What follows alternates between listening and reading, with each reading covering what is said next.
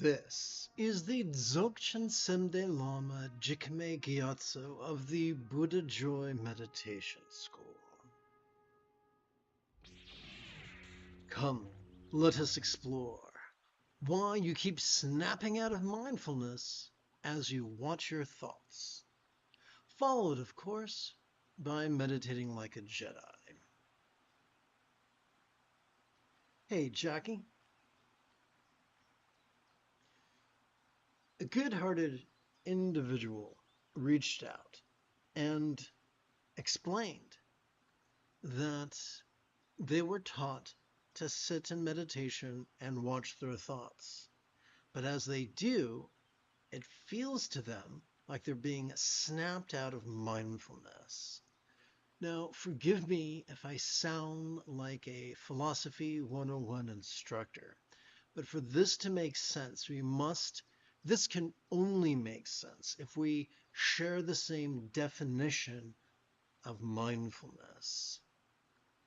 You see, my friends, over the centuries, as institutionalism Buddhism came into power, they began redefining the ancient Buddhist terms, creating great confusion. So, for instance, there are many meditation teachers who insist that mindfulness is a synonym for focus. Well, the only part of our brain that can focus is the medial prefrontal cortex. When we overwork that part of the brain, it triggers our amygdala, the seat of anxiety and aggression. unfortunately, neither the amygdala nor the prefrontal cortex constitute the entirety of our central nervous system. Consider, if you will, the spinal cord.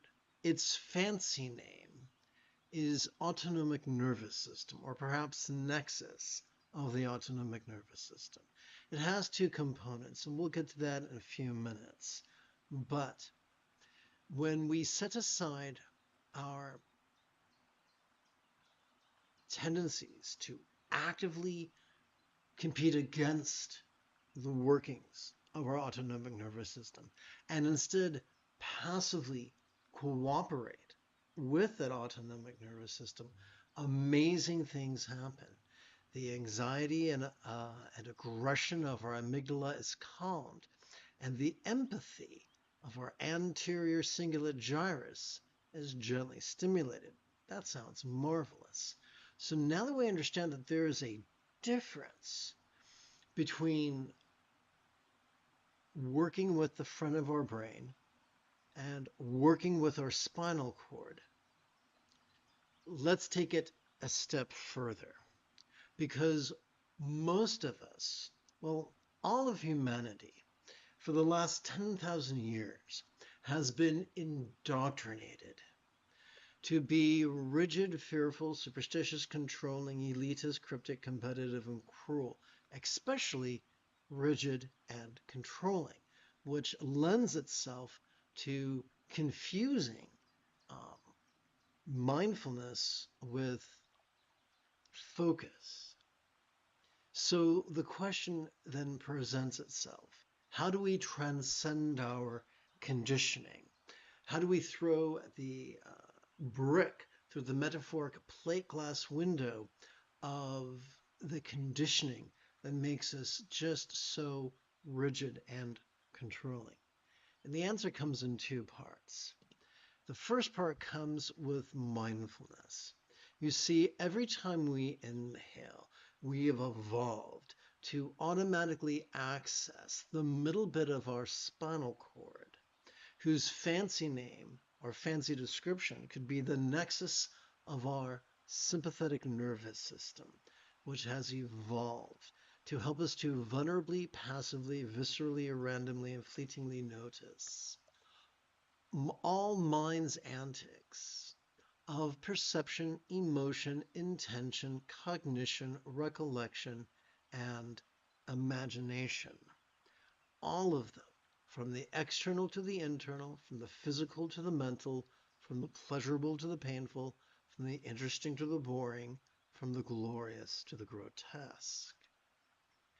What is the rule of thumb that allows us to sustainably watch mind's antics? All we got to do is silently and mentally recite the verb watch.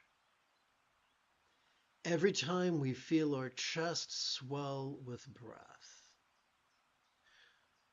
What do we do with all that stuff that we noticed? That brings us to meditation. Every time we exhale, we have evolved to automatically access the tippy top and the very bottom, the attic and the basement of that same spinal cord. These two extremes, together as a team, could be described as the nexus of our parasympathetic nervous system. It has evolved to help us to relax during our exhalation to such a degree that which we noticed during our previous inhalation could fleetingly feel less stressful, less permanent, less defining, and as non-graspable as a vast empty void. What's a real-world example of a non-graspable vast empty void? How about the illusion of the infinite azure sky on a bright and beautiful cloudless morn, which, although could look tantalizing to the eye, could feel non-graspable to the hand? What is the rule of thumb that allows us to sustainably rest in the aspect of mind which could feel non-graspable. All we got to do is silently and mentally recite the verb rest. Every time we feel our chest subtly sink as gently we exhale. So, if we define mindfulness as concentrating on the present moment, then the moment and we have a very narrow definition of that, then the moment we in the present moment recall something, or in the present moment fantasize about something, or in the present moment observe something, or in the present moment emote something, we might feel that we are shattering our concentration, which we are. But remember, mindfulness is just noticing vulnerably, passively, viscerally, randomly, and fleetingly. And we notice whatever comes up, the convenient and the inconvenient, the pleasurable and the painful, the interesting and the boring, the good, the bad, and the ugly, the glorious and the grotesque. And so, if you were to tell me doing that, it doesn't feel homogenous, I would say you were 100% correct. Beauty doesn't look the same way as ugliness. Discord does not sound the same way that harmony does. Pleasure does not feel the same way that pain does. Deliciousness does not taste the same way disgust does. Fragrance does not smell the same way that foulness does. There is a great variety of that which we can perceive, no less emote, intend, reason, recall, and imagine. Institutional Buddhism, patriarchy, is all about rigidity and beating us up when we fail to be rigid. But we didn't evolve to be rigid. We evolved to be flexible. We did not evolve to be controlling. We evolved to be laid back. Patriarchy slaps us about the head and shoulders as we feel the full spectrum of human experience, telling us we're not supposed to. But that's malarkey.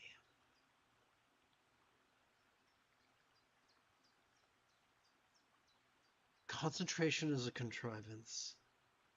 Mindfulness is deeply centered spontaneity. It's not our job to control our experience, nor is it our job to give a blow-by-blow description of our experience like a radio announcer describing a baseball game. Instead, what we do is play with the two simplest labels: watch and rest. I have a host of disabilities, and I have a track record as someone who has experienced a lot of medical gaslighting, medical abuse. My medical advocate has actually watched medical personnel assault me, physically assault me, lay hands on me. So the other day, yesterday, as a matter of fact, when I went to get an MRI, I felt a whole host of emotions and intentions and thoughts and memories and imaginings. And it was not my job to control what I feel. It was my job to watch what I was experiencing as I breathe in and rest into the experience as I breathed out.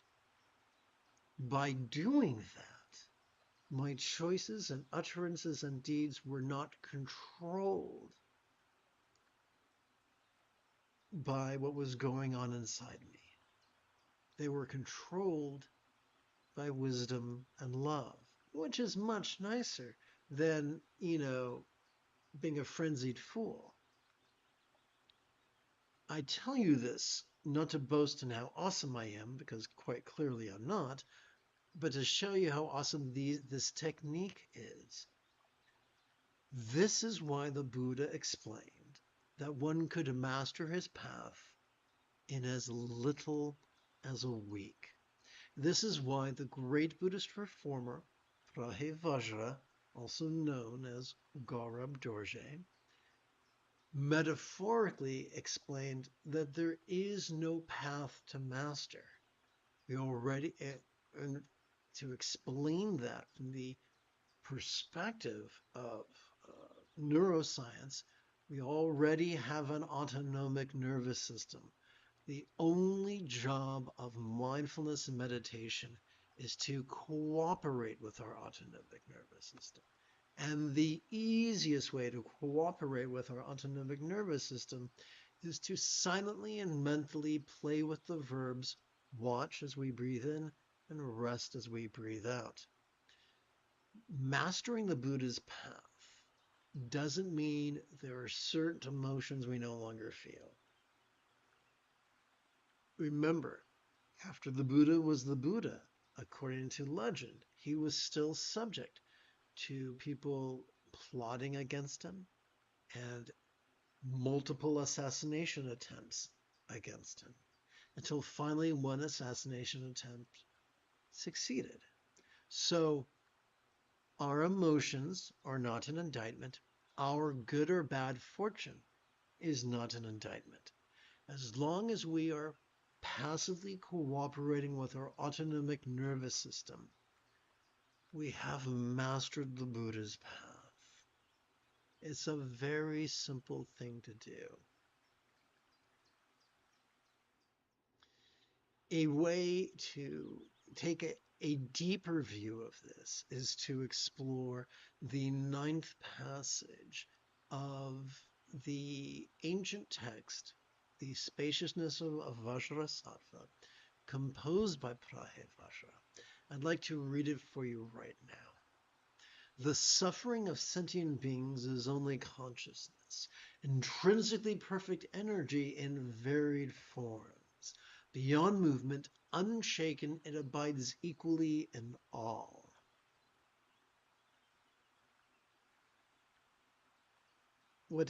So, as we relax into our exhalation, whatever physical pain we might have noticed during our previous inhalation could feel as if it was melting into the simplicity of physical energy.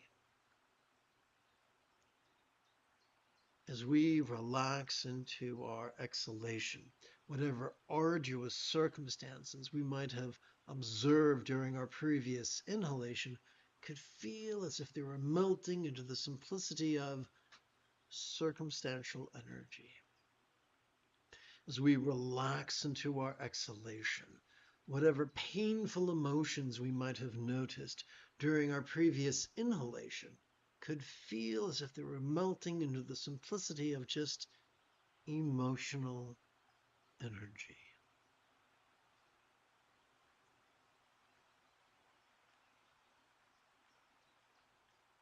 Our experience of our circumstances as appearing yet not graspable. Our experience of our body as sensual yet not graspable. Our experience of the interpersonal as resounding yet not graspable. Our experience of the mind as lucid yet not graspable is universal. We didn't have to force it. It's already wired into our central nervous system. All we need to do is stop fighting it and get out of our own way.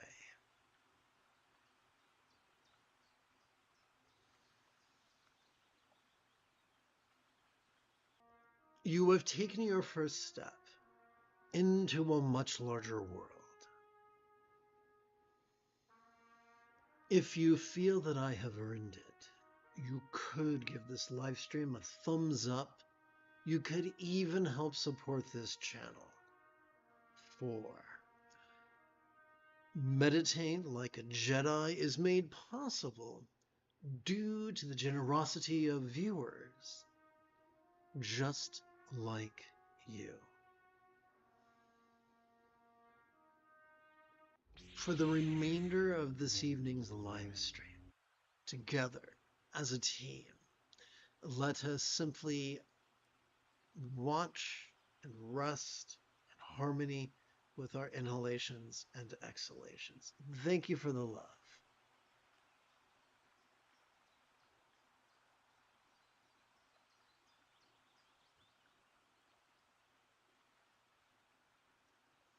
So make sure that sound is working. Okay.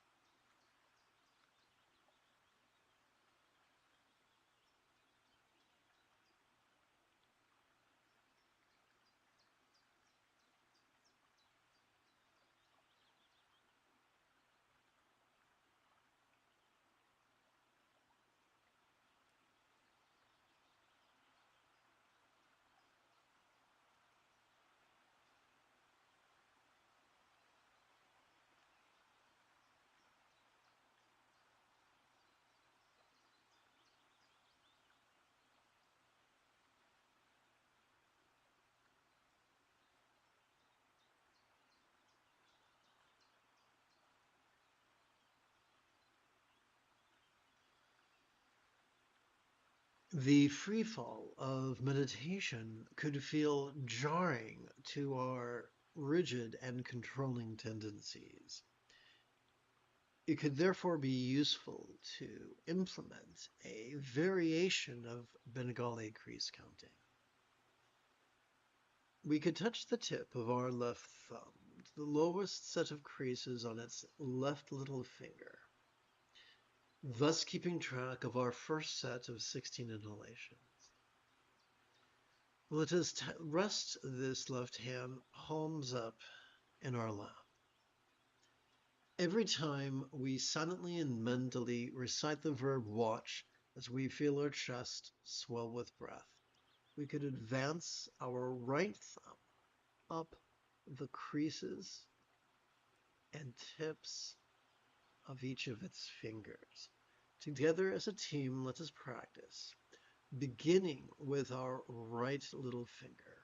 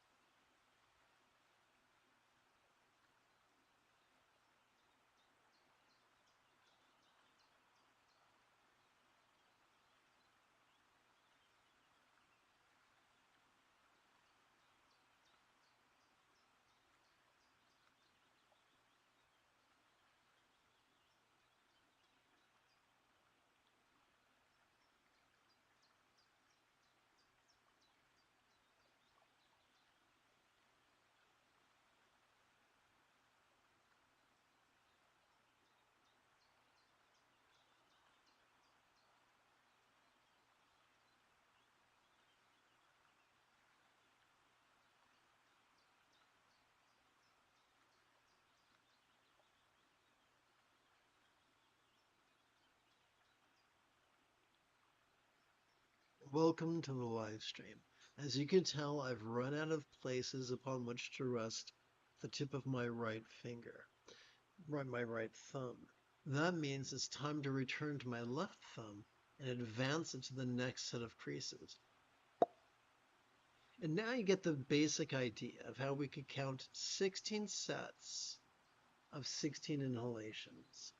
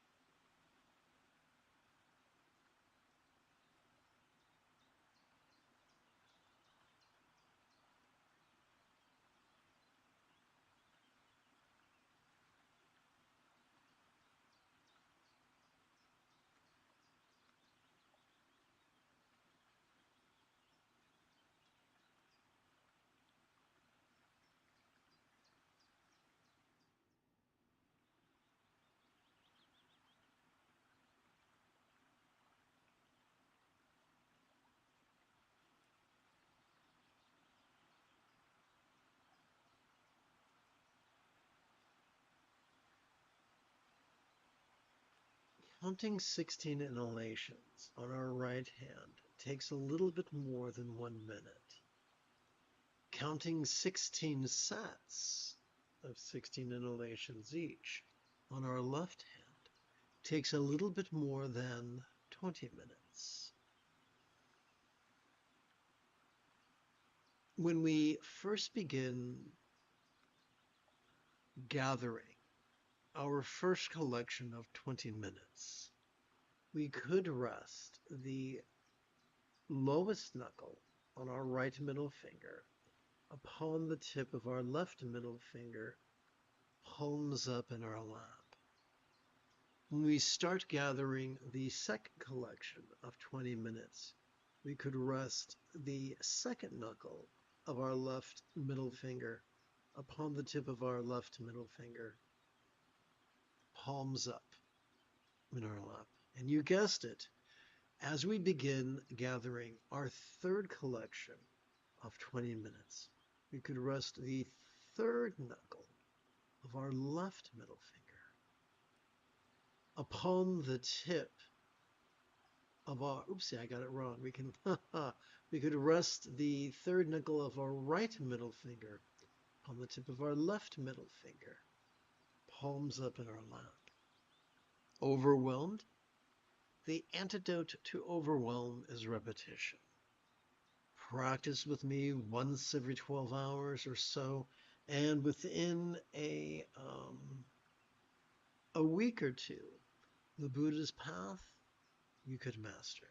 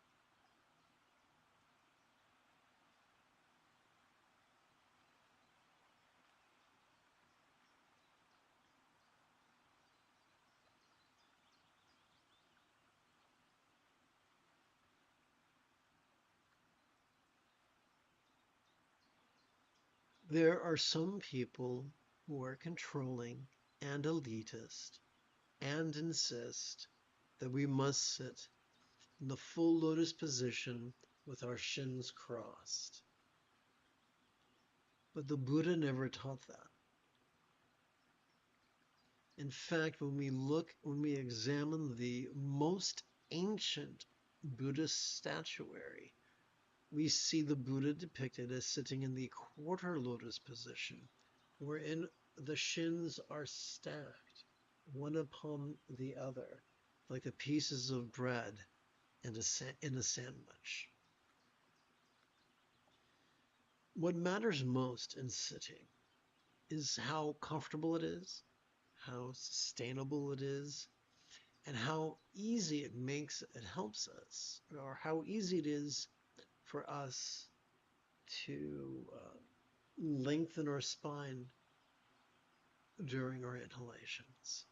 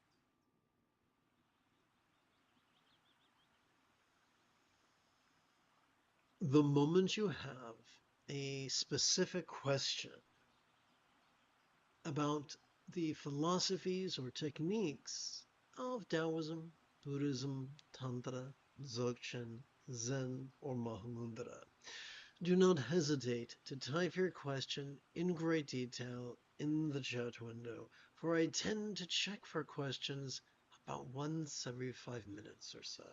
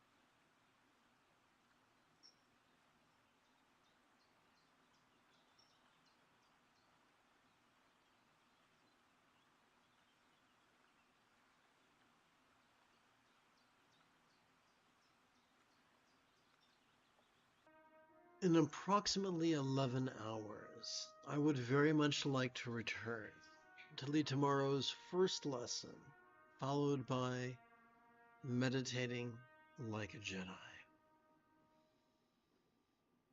And if you are as geeky as me, may the Force be with you always.